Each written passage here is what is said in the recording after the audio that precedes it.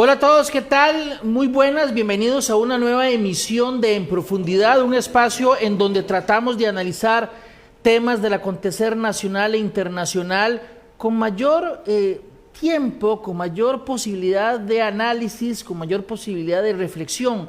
Hoy vamos a hablar de un tema internacional, pero que por supuesto podría tener repercusión aquí en nuestro país. Es el caso del coronavirus y para eso tengo el gusto de contar con nuestra invitada, la doctora Eugenia Corrales Aguilar. Ella es doctora en virología, trabaja en el Instituto de Investigaciones de Enfermedades Tropicales de la Facultad de Microbiología de la Universidad de Costa Rica. Doctora, muchas gracias por aceptar nuestra invitación y despejar dudas acerca de este tema que ha generado noticia un día sí y otro también durante la última semana. Con mucho gusto. Doctora, comencemos tal vez explicándole a la gente qué es el coronavirus. Bueno, empezando porque no es el coronavirus, sino que son los coronavirus. Los coronavirus. Exacto. ¿Cómo así? Los coronavirus son una familia de grupos. Los virus, así como nosotros los humanos nos agrupamos en la familia González y la familia Corrales, también se agrupan en familias. Y una de esas familias son los coronavirus. Estos coronavirus son virus que normalmente se encuentran en animales silvestres.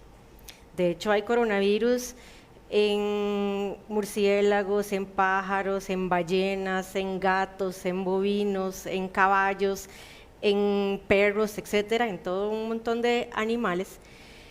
Y estos coronavirus tienen la característica de que su información genética toda es muy parecida y por eso se agrupa en esta gran familia de virus.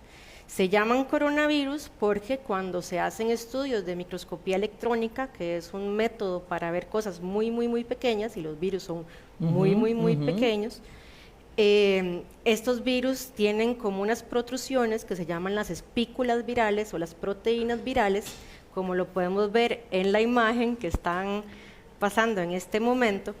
Y esas proteínas virales, si ustedes ven, se ve como cuando una reina se pone una corona, y por eso se le puso el coronavirus. O sea, esas partecitas pequeñitas que salen digamos, del virus, tienen como una parte más gruesa al final, me parece, que esa es, digamos, lo que sería la corona. Eso sería todo, o sea, el palo y la bolita, como usted le dijo, que es la espícula viral. Espícula viral. Espícula viral, eso es una proteína que en realidad el virus la utiliza para usarla de receptor para entrar a la célula. Los virus en sí son una caja proteica con una información genética adentro y ellos necesitan unirse a la célula blanco, o sea, la célula que van a infectar, y lo hacen por medio de estas estructuras. El coronavirus lo hace por medio de esa estructura que se llama la espícula.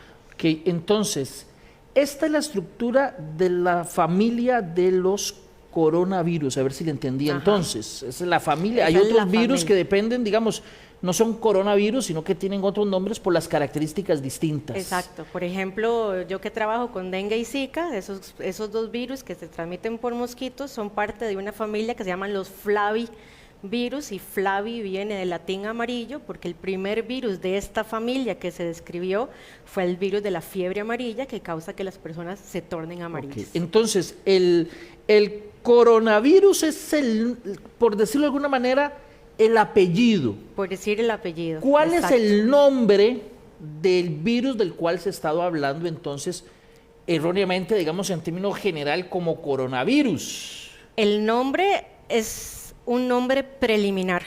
Hasta ahora se llama el N de novedoso o novel. N. Coronavirus, o sea, COV, -2019. 2019 porque los primeros casos se empezaron a describir en diciembre del 2019. Ok, entonces... ¿Por qué no se le ha dado un nombre? Exactamente.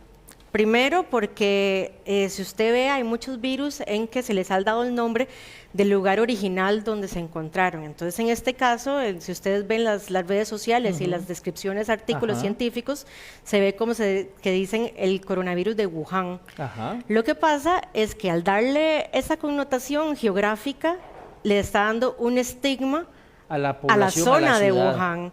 Entonces, los expertos en virología han dado pautas para decir que ningún virus puede ser nombrado como un lugar específico para no crear ese estigma. Usted me corrige, pero creo que yo he escuchado hablar de digamos, el del oeste del Nilo, por ejemplo, eso ya no se estila. Eso ya no se estila. Estos son porque fueron nombrados en los 40s y en los 50s, y de hecho el último virus que se nombró como una zona geográfica fue el MERS, que fue un primo de este coronavirus, que es el Middle East Respiratory Syndrome, que es un virus que da síndrome respiratorio del Oriente Medio, que todavía lo tenemos en la península arábica, y le ha dado esa connotación de que solo ahí se puede encontrar, y no es cierto. Entonces es un error, digamos, lo que se hacía antes, que se le ponía el nombre de una localidad, de un poblado, de una ciudad a un virus, ya no se estila, y por eso es que no tiene nombre, digamos, concreto, y por el momento se le conoce como N coronavirus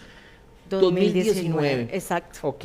Ahora que ya estamos muy bien explicando, digamos, de cero, y ya vimos que el coronavirus es el apellido y que el nombre, por decirlo de alguna manera, es este que acabamos de decir, ¿qué diferencia tiene este con otros coronavirus? Otros, digamos, de la misma familia. Ok. Estos virus, cuando uno analiza la información genética que conforma el virus, esta información genética generalmente es muy estable. Hay lo que se llama una información genética consenso. Eso quiere decir que, por ejemplo, si yo analizo de la A a la Z esta información genética, siempre voy a tener de la A a la Z una información genética parecida. Cuando yo analizo, bueno, yo no, sino los científicos que trabajan con coronavirus, analizaron estos nuevos virus que estaban en los pacientes nuevos ahí en Wuhan, se dieron cuenta que esta secuencia de la A a la Z se parece a los coronavirus, tiene como decir, un 80% parecido al coronavirus y no al dengue, que es de otra familia, o a la influenza, que es de otra familia, pero tiene un 20-30% de esa secuencia que es nueva. Entonces ahí se decide que esto no es un virus coronavirus de los que ya conocíamos, sino que es un virus nuevo de esta familia, porque tiene suficientes similitudes con los coronavirus de la familia, pero es lo suficientemente diferente para demostrar que es nuevo. Ok, entonces la diferencia entre ese y otros coronavirus es la secuencia genética. La información que está y la forma en cómo está ordenada. Sí, no, porque generalmente los virus todos tienen una forma de ordenar su secuencia genética parecida, el contenido, pero el contenido es que lo que digamos, no se ha visto en otros coronavirus. Exacto. Eso es, por eso es que, digamos, se le considera nuevo. Nuevo. Y lo desconocido genera, digamos, esa reacción inicial de preocupación que ha habido en los últimos días. Lo desconocido y lo rápido que se empezó a producir estas neumonías. O sea, cuando una persona tiene una neumonía, que es una inflamación de los espacios alveolares de los pulmones, esta persona si empieza a sentir mal, empieza a tener fiebre, empieza a tener dificultad para respirar, va a los hospitales. En los hospitales lo primero que hacen es analizar contra los sospechosos, que son hemófilos influenza, Streptococcus pneumoniae, que son bacterias, contra algunos hongos, contra químicos y contra los virus más sospechosos de causar enfermedades respiratorias, entre ellos los virus influenza. Cuando todo se encuentra negativo y los pacientes no mejoran y no responden a ningún antibiótico ni a ningún tratamiento, entonces se sospecha que es algo nuevo. El alboroto o la alerta se da por una memoria histórica. Yo no sé si ustedes se acuerdan que en el 2002 y en el 2003 hubo un brote de un virus que se llamaba el SARS. ¿Cómo no? Que es el síndrome respiratorio agudo severo, que también empezó en China y que por historia o por memoria histórica se tardó mucho tiempo en dar una alerta. Y ya cuando se dio la alerta, ya no se podían tomar ninguna medida de contención para que el virus no se esparciera por todo el mundo. Claro. Entonces, se cree que en este momento la alerta tan temprana y tan rápida y tan violenta es para evitar que suceda un nuevo caso como el SARS. Es como decir, vamos a prevenir y actuar distinto a como se actuó hace aprendimos 17 o aprendimos 18 lo que años. pasó, o sea, aprendimos lo que pasó hace 16, 17 años y ahora no queremos que además se nos vuelva a cuestionar, porque en el área científica se cuestionó mucho cómo China, el gobierno chino y el Ministerio de Salud manejó el brote de SARS. Vamos a ver, usted lo dijo, SARS apareció en China, yo me acuerdo H1N1 apareció en China y muchos virus o algunas enfermedades aparecen en China. ¿Por qué? ¿Tiene alguna explicación? Sí y no, porque yo también le puedo decir, bueno, el ébola, el Zika y el dengue, todos empezaron en África. Entonces, ¿por qué África y no China? En estos casos como el de la influenza y como los coronavirus, lo que sucede es que estos son virus normales de animales silvestres. O sea, el 72% de los virus que nos afectan a los seres humanos viene de una fuente animal. Eso se llama virus zoonótico. Y en China, por costumbres e idiosincrasia, ellos tienen lo que se llaman estos mercados wet o mojados se llaman. Esos son mercados a donde la gente va y consume, o sea, compra sus tomates, sus lechugas, pero también compra animales salvajes que se van a utilizar para alimentación o hasta como mascota.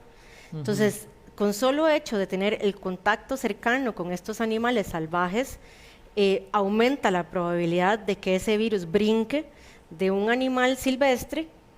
En algunos casos los coronavirus brincaron a un animal intermediario, que ahora podemos volver a hablar de ellos, y de ese animal intermediario brinca al ser humano.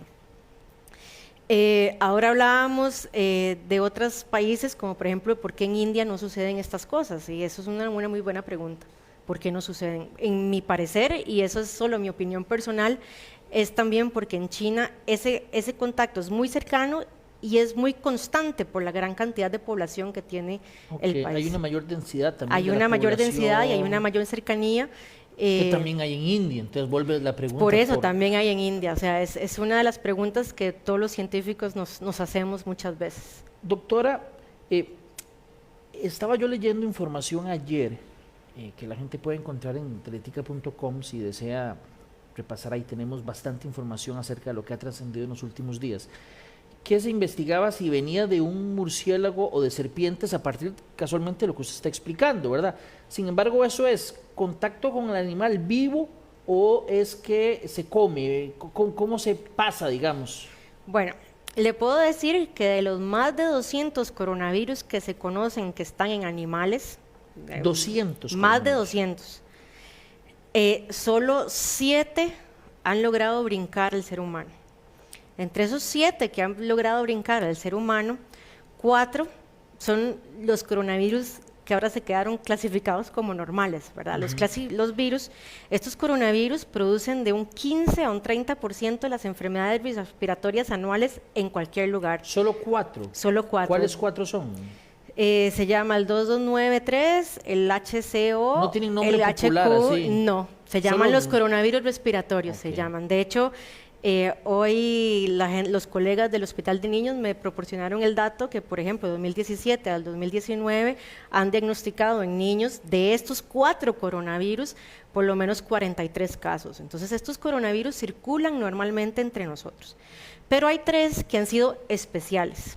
Estos 3 es el SARS, que ya hablamos, que fueron el del 2002 al 2003, el MERS, y ahora que le llamamos el 2019, llamémoslo para no decirle Wuhan. Todos estos virus, estos 7, han tenido la característica que el hospedero definitivo, o sea, el que mantiene el virus en la naturaleza, que no es exactamente el virus, sino un virus ancestral, como decir el papá del virus que dio razón a estos 7 virus, se encuentran en murciélagos.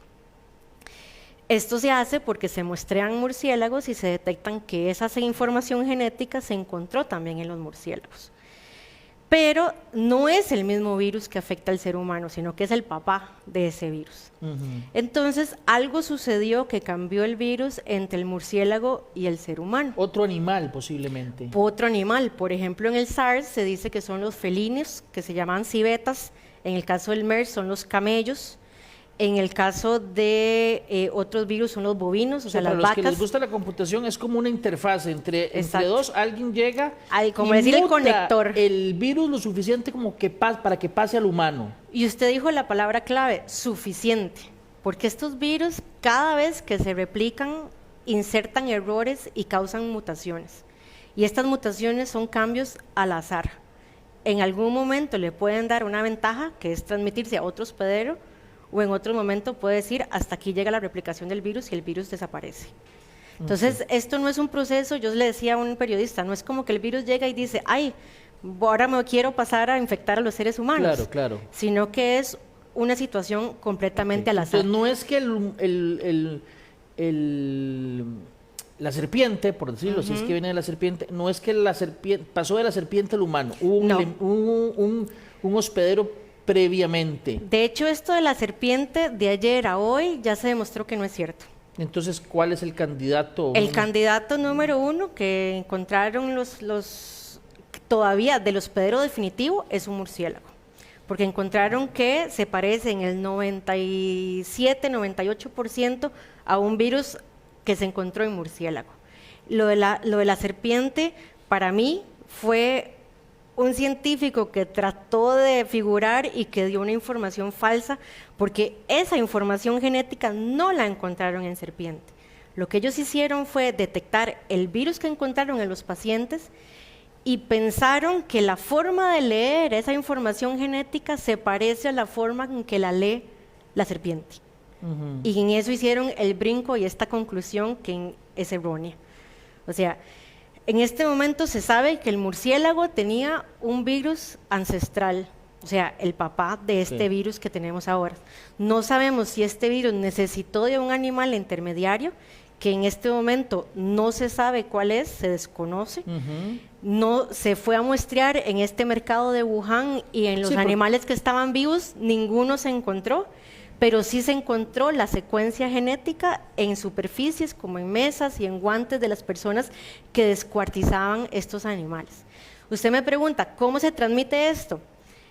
Los coronavirus, estos 7 coronavirus, ninguno se ha demostrado que se transmite por consumo alimenticio. Sí. Seguro cuando se cocina algo. Lo que se cree son 2 cosas. Una, a la hora de destazar estos animales silvestres, entonces digo, yo le corto la pata o le corto la pierna o le corto el ala al murciélago y en ese momento se hace una explosión de sangre y de aerosoles que puede ser que el que maneja directamente ese animal se contaminó. Claro. O los murciélagos se caracterizan por excretar esos coronavirus por heces y orinas. Y tal vez el humano si lo toca. Si lo toca, o si yo, por ejemplo, estoy en este mercado y estoy viendo a ver si compro, no sé, la gallina para consumirla y paso y está a la par la jaula con los murciélagos, puede ser que en ese momento el murciélago haya hecho sus necesidades como heces y orinas y por los aerosoles yo haya inhalado ese virus. O sea, en esa localidad, definitivamente, ahí se encontró, digamos en la superficie, en la mesa. Exacto. O en los guantes. No se sabe si hubo hospedero o si es el murciélago. O si fue el mismo murciélago, porque en el mercado se vendía. Pero ahí está, ahí fue su origen, digamos, en el mercado, por lo menos lo que ahí fue su origen porque los primeros 3 casos eran todos personas que trabajaban en ese mercado. Claro. Una pregunta, ese coronavirus fuera del cuerpo de un hospedero, del animal original, ¿cuánto sobrevive ahí, digamos, en una superficie como una mesa? Esa es una muy buena pregunta porque estos virus dependen de, si yo agarro, por ejemplo, y tengo el virus en mi mano y lo pongo así solo encima de la mesa, no duran más de 24 horas infecciosos, porque no les vamos a decir vivos, pero infecciosos. El problema es cuando hay otro material orgánico. Por ejemplo, cuando hay sangre, cuando hay heces, cuando hay orina, cuando hay propiamente el virus ahí solo no, pero sí algo que lo proteja. Algo que lo proteja. En coronavirus no se sabe muy bien, pero con influenza, que es un virus también respiratorio que se transmite igual, Sí se ha demostrado que puede durar de 48 a 72 horas infeccioso. Así, digamos. Puesto. Nos pregunta algo muy interesante Liz Hidalgo. Voy a empezar a leer algunas preguntas. Pregunta si es posible que los murciélagos aquí, en Costa Rica, también tengan el coronavirus que tienen los murciélagos allá. Bueno, le puedo decir que dio en el clavo. De hecho, nosotros hace 5 años hicimos una investigación en murciélagos que están en Costa Rica. Costa Rica es uno de los países con mayor diversidad de murciélagos. Nosotros, Panamá y Colombia. Hicimos un muestreo exhaustivo de varias regiones del país y varias especies y descubrimos que 4 murciélagos tenían secuencias genéticas que indicaban que habían 4 coronavirus ya novedosos, novedosos. Pero esos coronavirus son de murciélago. El que brinque ese coronavirus al ser humano tiene que suceder un montón de eventos como sucedió ahora en Wuhan. Y no hay en China. un mercado en Costa Rica una jaula con murciélagos como en otras partes del mundo. No lo hay. Los que trabajamos con murciélagos sí tenemos que tener los cuidados de usar estas mascarillas, por ejemplo, a la hora de muestrear y a la hora de manejar los murciélagos, tener guantes y tener mascarillas, tener anteojos y todos tenemos que estar vacunados contra la rabia porque es uno de los virus que también se transmiten por los murciélagos. Digamos, en China o en algunas partes del mundo es posible que el contacto murciélago humano sea más estrecho, digamos, para consumo humano, por ejemplo. Para consumo humano. En Asia y en África se consumen los murciélagos como alimento. Como parte de una dieta, digamos. Sí, en sopa. Pero ese consumo no lo contamina con el virus. Hasta ahora no se ha podido demostrar que esa es la vía de contaminación del ser humano. Muy bien. Vamos un poquito a los síntomas. Yo sé que tal vez ya se ha hablado de algunos síntomas, pero no está de más en esta interesantísima conversación con la doctora Eugenia Corrales Aguilar, doctora en virología del Centro de Investigaciones de Enfermedades Tropicales de la Facultad de Microbiología de la Universidad de Costa Rica.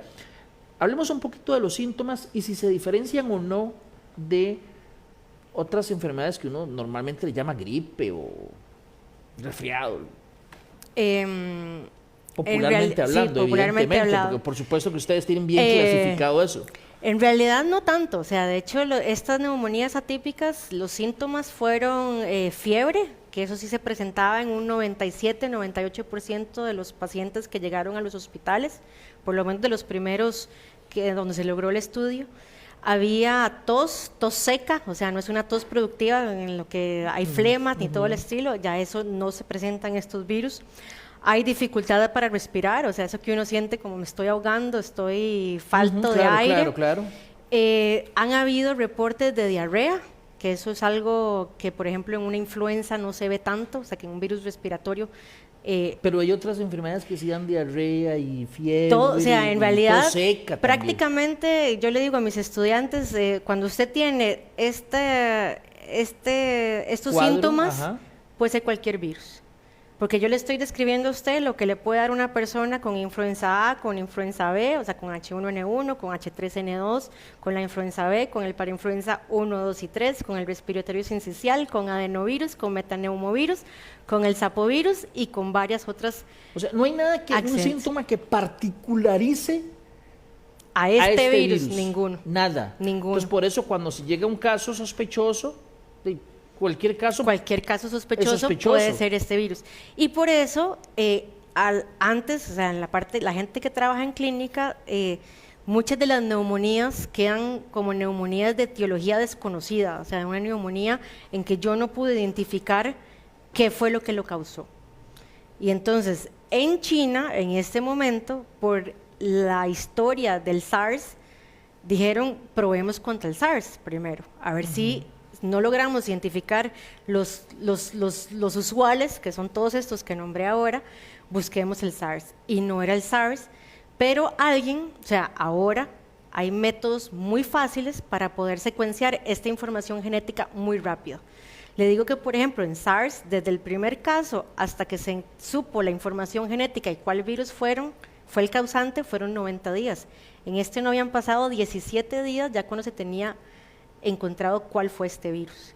Aquí la gente pregunta, y me interesa retomar algunas, por ejemplo, volvemos al tema de los murciélagos. Si un murciélago muerde al ganado, si el humano tiene mucho más contacto con el ganado. ¿Ahí hay riesgo o no? Pregunta una persona que nos sigue aquí en esa transmisión. Gracias a todos los que nos están acompañando. Generalmente cuando el murciélago muerde el ganado es porque se está alimentando de sangre. En Costa Rica tenemos una especie que es el murciélago Desmodus rotundus, que se alimenta de sangre de ganado y de aves y de animales silvestres, pero en este caso el virus que se transmite sería el de la rabia y el ganado no se lo transmite al ser humano. ¿El ganado no es hospedero de...? No es hospedero de la rabia, el ganado sufre y se muere por la rabia.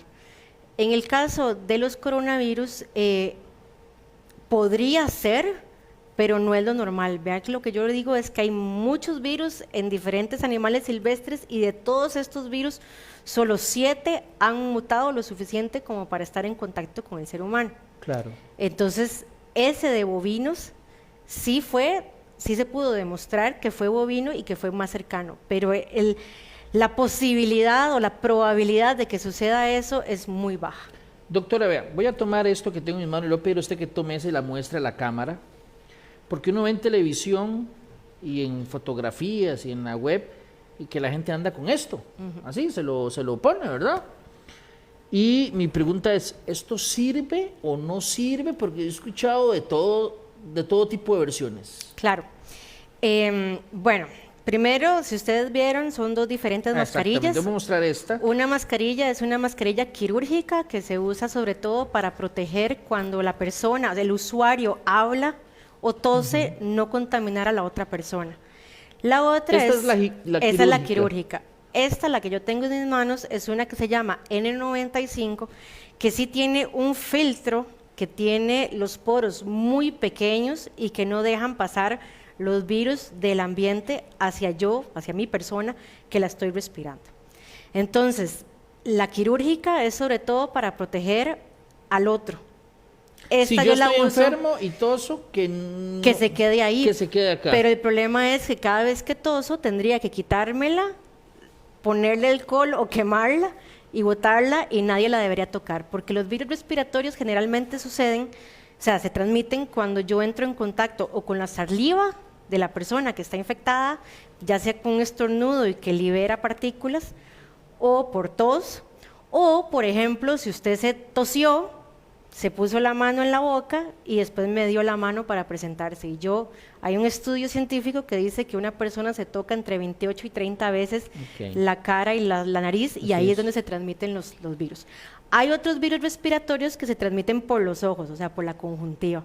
Entonces, en realidad, esto no tiene mucho efecto.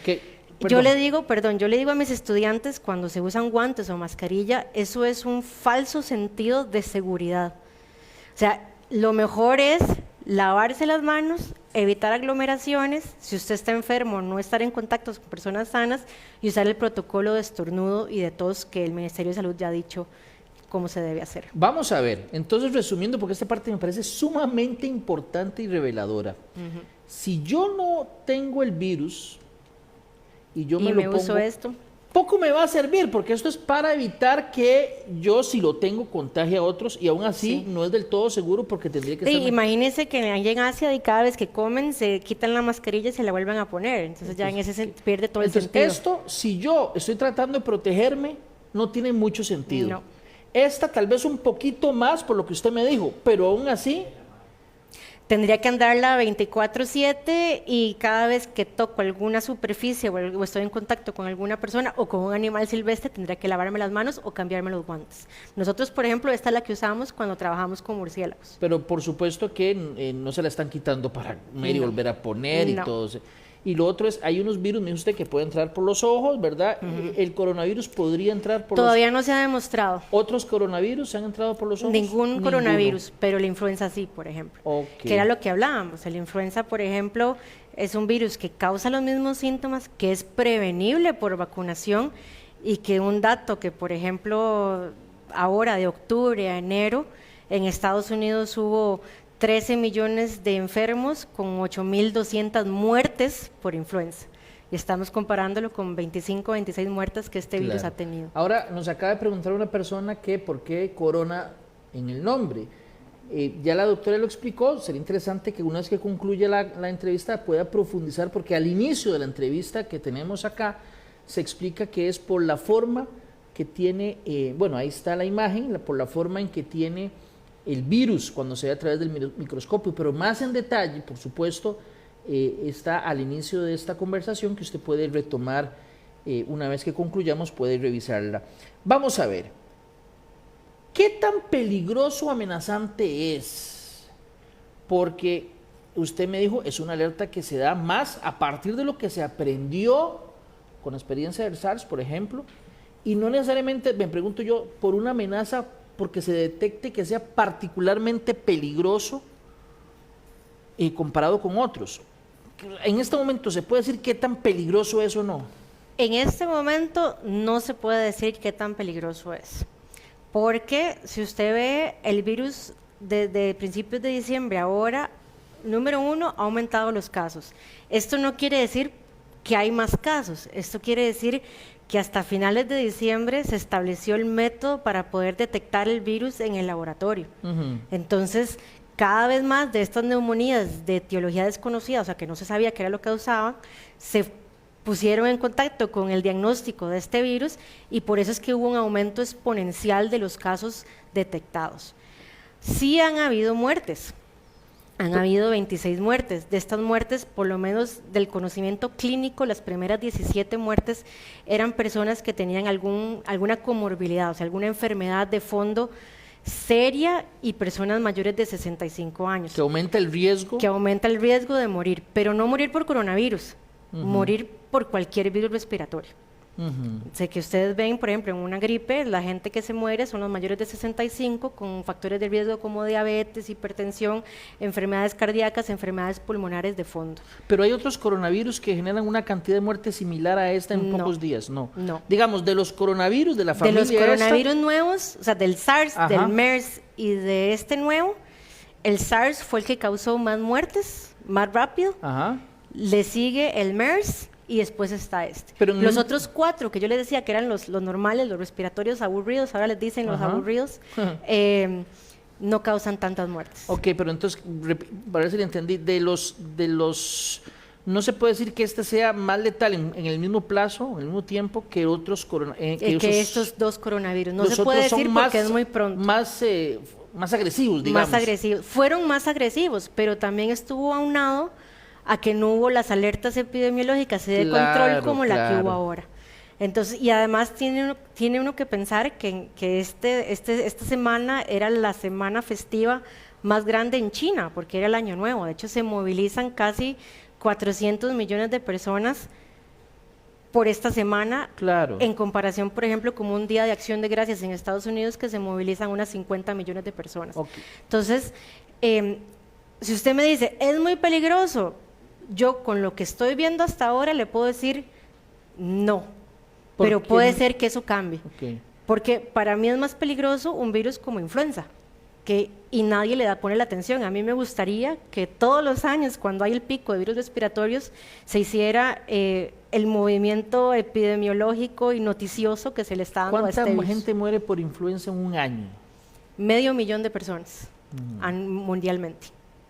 Cuando va bien, cuando es una gripe seria, o sea, como una pandemia, sí mueren de 2 a 4 millones de personas. ¿Y la influenza es común? Y la influenza es común, todo lado, todos los años aparece, es prevenible por vacunación y la gente no le da la importancia que le están dando a este virus, coronavirus, que puede ser que sea peligroso, pero lo nuevo genera una mayor, digamos, temor que algo que se ha hecho común a lo largo de... Y yo creo que aunado también a mucho a la ficción y a la ciencia ficción. Sí, porque vea, aquí yo leyendo esto, veo que mucha gente habla de que son conspiraciones, de que alguien inventó el virus. Que el gobierno chino inventó el virus para controlar la población china, que es la farmacéutica la que produjo el virus, porque ya tienen las vacunas en fila, ya listas para poder venderlas y ganar fondos. Tendría que ser uno muy, muy, muy malvado para crear un virus, y un virus que no tenga las consecuencias de también afectarlo a uno. Porque este virus, o sea, si yo me quiero eliminar, no sé, una población X, yo tengo que hacer un virus que no es fácil. O sea, la gente cree que es como mezclar, no sé, café y agua y sacar una taza de café negro deliciosa. Tampoco es así de fácil. no es tan fácil, tendría que ser un virus dirigido hacia la población que yo quiero eliminar, no un virus que quiero eliminar a toda la población. Claro. Y además, no hay que perder de perspectiva en que las infecciones virales y otras tienen una pirámide normal de manifestación. O sea, nosotros estamos viendo la pura punta de la pirámide, que son los que se están muriendo y los que están llegando a las zonas, a los hospitales. No estamos viendo toda la base de la pirámide, que son las personas que han entrado en contacto con el virus y que no se han enfermado, o las que han entrado en contacto con el virus y que se sienten un poco mal, que no sospechan que tienen pero, que se quedan en la ¿para qué voy a ir al ahí? hospital si no me siento tan mal?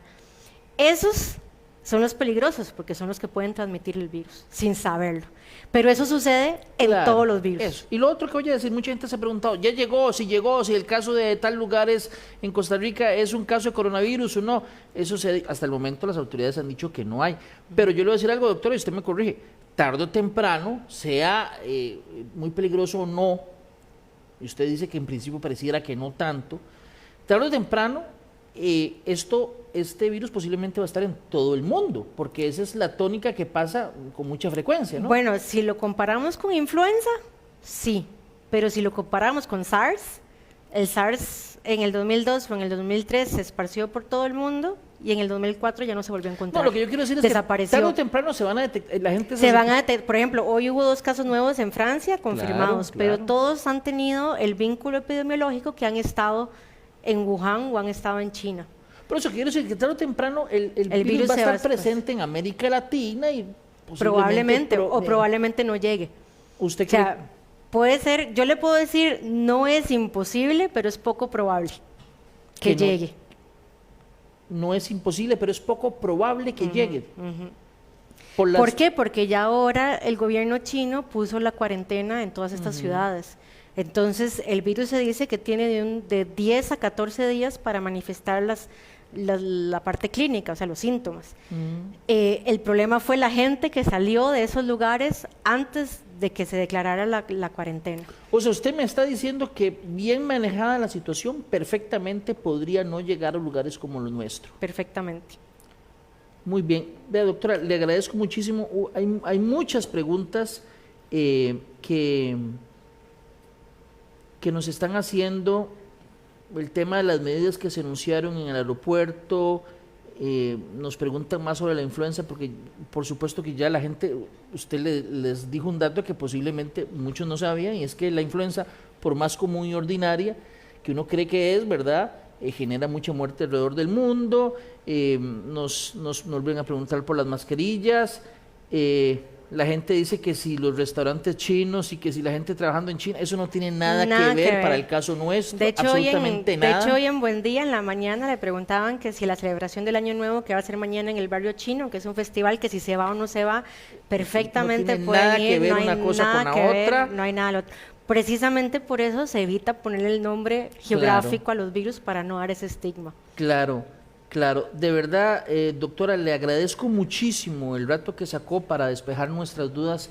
De verdad que yo estoy seguro que ha sido una conversación muy valiosa con usted para explicar lo básico, digamos, y algunas cosas que me parecen muy reveladoras en esta conversación. Doctora, le agradezco mucho. Muchas gracias. Y a ustedes, muchas gracias por acompañarnos. Este programa lo vamos a repetir a las 8 de la noche y usted también lo va a poder encontrar allí en la página web de teletica.com para que lo quiera consumir cuando usted desee. Y Dios primero, los esperamos el próximo viernes a esta misma hora en una nueva emisión de En Profundidad. Hasta entonces.